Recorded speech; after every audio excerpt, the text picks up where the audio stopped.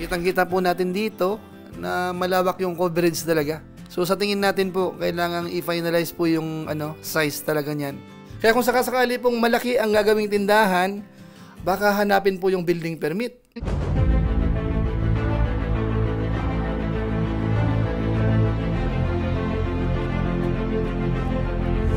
Ayun, shoutout guys. Muli po, welcome to my YouTube channel. Ito po si Kuya Julay, ang inyong katugang, ang inyong kalingap na muling babati po sa inyo ng magandang araw, magandang gabi. Saang panig man po tayo ng mundo naroon. At sa araw na ito, may bagong vlog po tayo patungkol po sa update po doon sa pinapagawang tindahan po sa harap ng bahay po ni Beyonce. Tingnan po natin yung status, yung nangyayari po doon, at ilan po sa mga concern ng mga viewers po natin, mga followers, patungkol po dyan dahil may mga kanya-kanya pong opinion. Tapos idadagdag po natin yung mga sa malamang hindi po naiisip sa ngayon, pero bandang huli sa malamang kakailanganin po yan. Maya-maya po ng konti. Pero bago po yun, siyempre po, paalala muna si Kuya Julay, baka sakaling meron pa po ditong hindi nakasubscribe sa ating YouTube channel, huwag natin kalimutan, Julay Paunil. Tapos pakipindot lang po yung notification bell button para lagi po tayong updated sa aking mga video upload. At tapos yung ating Facebook page po, Julay Paunil 2.0, pwede po nating suportahan din. Pwedeng i-follow, pwede pong i-like. So maraming salamat po sa inyo. At sina Kuya Bal Santos Matubang at saka po si Kalingap Rab, masuportahan din po natin. Lagi po nating puntahan yung kanilang YouTube channel. Ganun na rin po yung mga Lingap partners po, mga kasamahan nating reactors, charity vloggers, mga K-boys, at saka yung mga katukatuwang po ng Team Kalingap. So maraming salamat po sa inyo. Ngayon tuloy na po tayo, pag-usapan na po natin. Ito pong pinag-uusapan po sa ngayon, patungkol nga po doon sa ginagawang tindahan ni Beyonce, na kung saan po itatayo po doon sa may harapan. At siyempre ho, napanood po natin yung ilang mga opinion, kasama po yung binanggit ni Kuya Bal Santos Matubang na parang nangihinayang po na yung ganda po ng bahay, yung pinaka front view, medyo matatakpan ho siya. Bagamat siyempre po marami na po tayong natanggap na mga mensahe, mga comment, mga nababasa natin. Yung iba ho, naiintindihan naman yung ganong concern. Yung iba naman ho, mas pinapahalagahan po nila yung pangkabuhayan po ni Beyonce.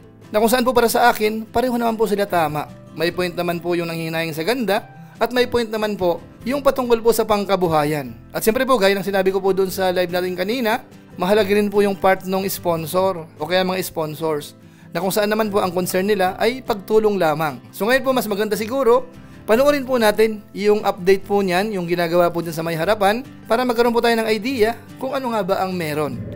Ito na po yung proposed tindahan sa harap po ng bahay ni Beyonce. So kung ating mapapansin po, yung location ng proposed na poste, yung pundasyon, medyo medyo malawak talaga. Makita nyo po dyan, yan. Halos tapat po ng terrace mismo. Ayan. O halos masakop po yung daanan. So ibig sabihin masyadong malaki ho talaga, na sa tingin natin kailangang i-double check po ito kung marapat hubang ganito kalaki ang gagawing tindahan. Busan niya yun para masintadaan na bukas. Tindahan ni Bibi Beyonce ginagawa na nila ni Padi.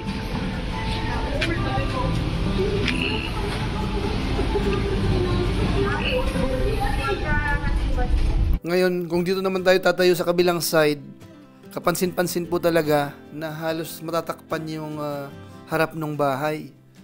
Kitang-kita po natin dito na malawak yung coverage talaga. So sa tingin natin po, kailangang i-finalize po yung size talaga niyan para ma-proportion.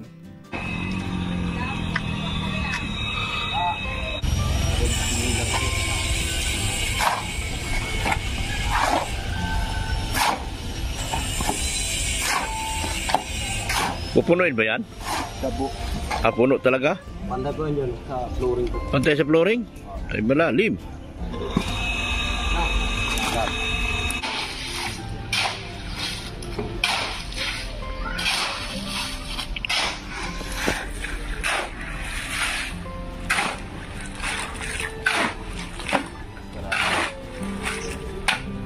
Yan. Sir Lito and Ma'am Rixie, ito na yung inyong project ni Sir Lito ng G Groups at Ma'am Rixie. So ayun mga kabayan po natin, nakita po natin, medyo may kalakihan. Nakita po natin yung mga pundasyon ng poste. So halos dikit po sa may bahay. Tapos medyo doon sa may harapan, medyo talagang malapad po. Ang hindi lang natin sigurado, kung yun ba ay part lang ng tindahan o yun na rin po yung magiging bakod. Atin po kasi may mga natanggap po tayong suggestions. Yung sinasabi nga po nila na kung po pwede raw po, yung bakod muna ang ayusin, unahin.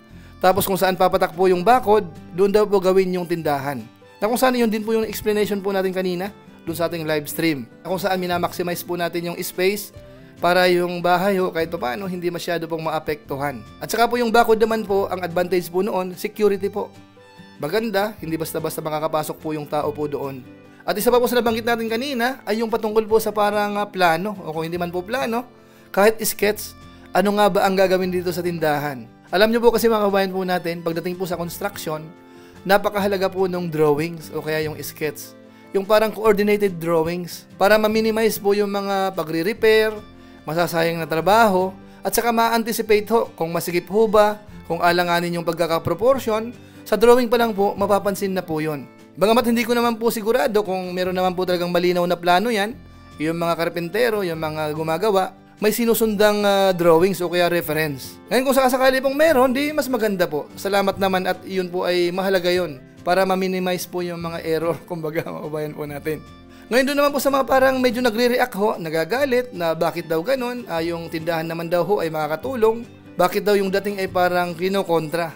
Sa inyong kaalaman ng mga kabayan natin, hindi naman po kinokontra.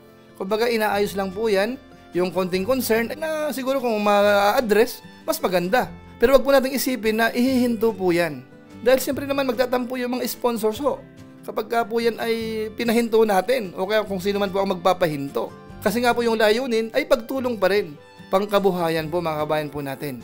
Kaya sana po medyo maintindihan na lang po ng bawat isa, magpasensyahan. Kung merong misunderstanding, basta ang mahalaga po dito, magtulungan na lang kung paano ho talaga mapapaganda yan para matulungan po si Biancy, yung kanyang pamilya, na kung paano pong tinulungan ni na Kuya Bal, ni na Kalingap Rab nung umpisa ng mga sponsors, ganun pa rin po. Ito po ay parang continuation lang naman. Ito na po yung pangmatagalan. At sa pagkakaalam ko po, hindi lang naman sari-sari store pala ito. Marami ho palang balak dito na gagawin. Pwedeng kainan at kung ano-ano pa mga kabayan po natin. Kaya ngayon po, may ipapasok po akong isang concern ko naman mga kabayan natin. Kasi sa pagkakatanda ho natin, yung bahay na yan, parang hindi po na-i-applyan ng building permit. So ngayon po kapag po magtatayo po ng negosyo, kahit nga po sari-sari store na medyo malaki-laki, kailangan po iparehistro po yan sa munisipyo, yung mga requirements sa DTI at kung ano-ano pa po mga bayan natin na kailangan. Kaya kung sakasakali pong malaki ang gagawing tindahan, baka hanapin po yung building permit. So kung i-comply po yun, medyo may konting gastos, may konting abala po yan. At higit sa lahat ho, yung magiging business permit. So anong ibig sabihin ho? Pag nag-apply po niyan, may gastos yan. At pagkatapos mag-apply, kung nag-ooperate na po yung negosyo, magbabayad po yan ng tax. So sana ho ma-anticipate ng iba yan kasi sa ngayon hindi pa nababanggit yan. Medyo ina-anticipate lang po natin dahil doon po sa mga sanay magnegosyo, meron silang ganun mga kabayan natin. Na kung saan, mas maganda yon para hindi tayo nabubulaga. Yung tipong kung kailan huli na, saka tayo magsisisi, saka natin lalakarin. So yung sa atin po ay parang parang paalala lang, baka sakaling makatulong mga kabayan natin. So yan po yung ilan sa mga concern po natin kung magkaroon po ng parang plano, drawings, sketch, makakatulong po yan. Tapos yung patungkol sa bakod at saka yung i-construct na tindahan, kung yun po ay coordinated, lalo pong mas maganda.